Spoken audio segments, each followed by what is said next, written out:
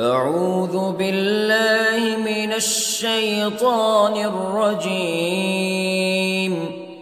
بسم الله الرحمن الرحيم. الرحمن علم القرآن خلق الإنسان علمه البيان.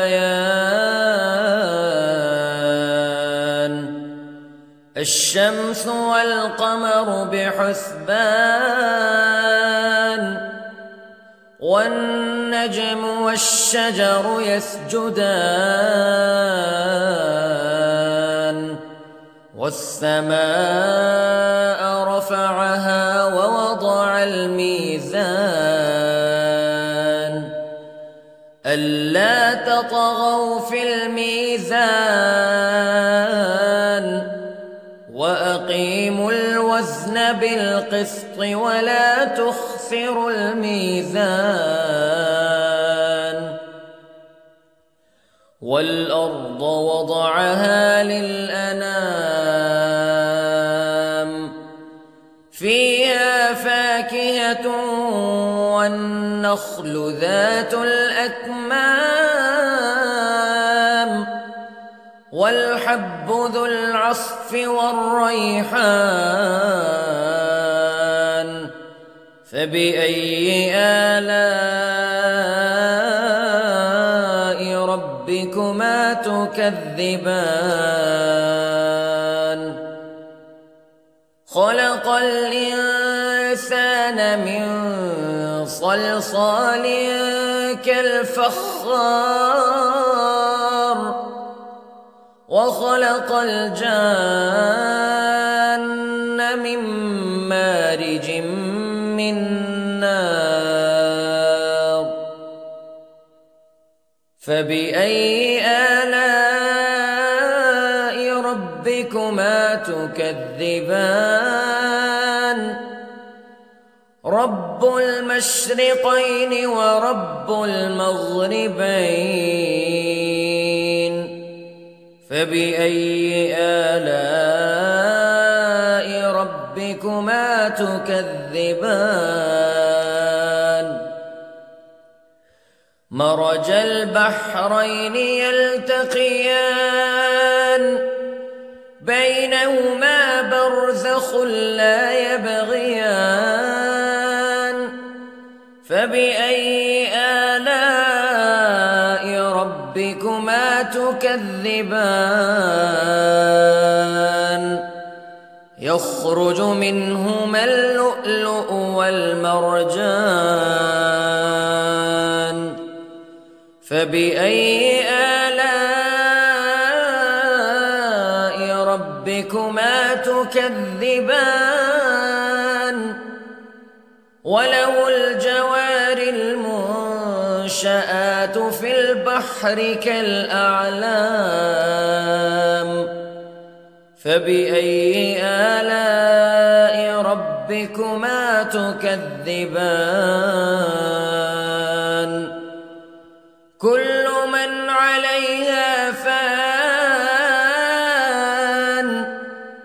ويبقى وجه ربك ذو الجلال والإكرام فبأي آلاء ربكما تكذبان. يسأله من في السماوات والأرض كل يوم هو في شأن فبأي آلاء ربكما تكذبان. سنفرغ لكم أيها الثقلان فبأي آلاء ربكما تكذبان.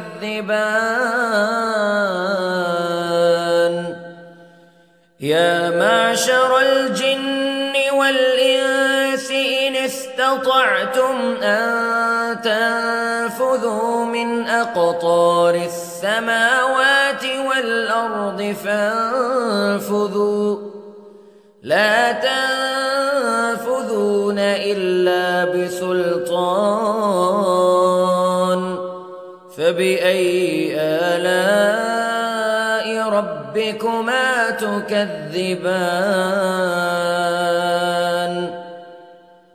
يرسل عليكما شواظ من نار ونحاس فلا تنتصران فبأي آلاء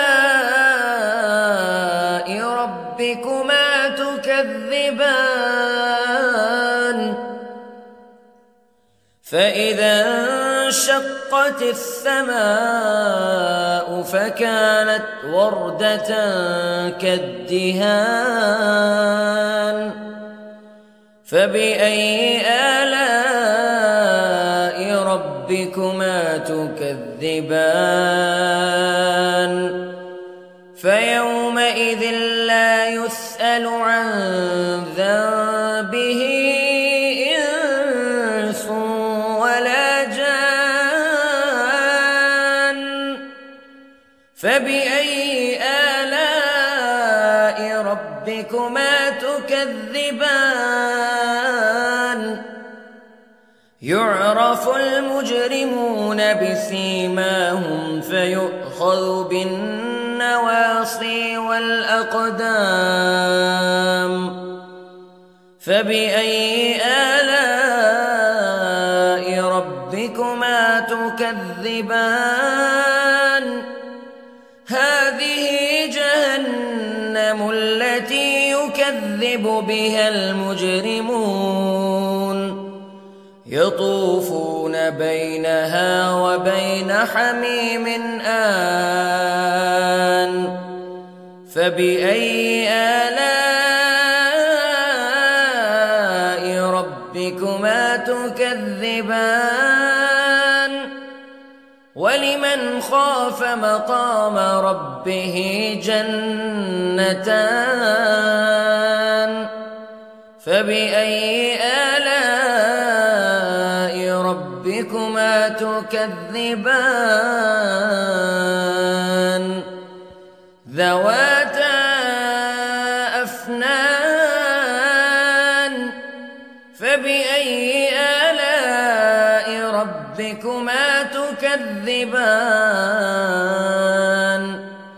فيهما عينان تجريان فبأي آلاء ربكما تكذبان فيهما من كل فاكهة زوجان فبأي آلاء ربكما تكذبان متكئين على فرش بطائنها من استبرق وجنى الجنتين دان فبأي آلاء ربكما تكذبان فيهن قاصرات الطرف لم يطمثهن إنس قبلهم ولا جان فبأي آلاء ربكما تكذبان كأنهن الياقوت والمرجان فبأي آلاء ربكما تكذبان هل جزاء الإحسان إلا الإحسان فبأي آلاء ربكما تكذبان ومن دونهما جنتان فبأي آلاء ربكما تكذبان مدهامتان فبأي آلاء ربكما تكذبان فيهما عينان نضاختان فبأي آلاء ربكما تكذبان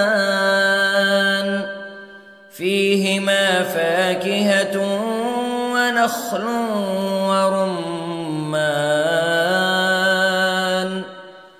فبأي آلاء ربكما تكذبان